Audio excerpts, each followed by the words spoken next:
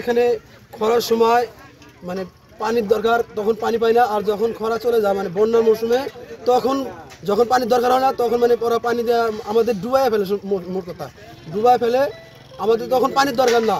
এখন আমরা ওই পানির বাস্তবায়ন এখন আমরা চাচ্ছি যে এখন তিস্তা খরা চলতেছে, খরা মৌসুমে আরও পানির ন্যায্য অধিকার আদায় করব, এই লক্ষ্যে আমরা দ্বিতীয় দিনের মতো কর্মসূচি পালন করে যাচ্ছি। আমাদের এই তিস্তার যে আপনার পানি আছে, এই পানির ন্যায্য হিস্সা চাই আমরা।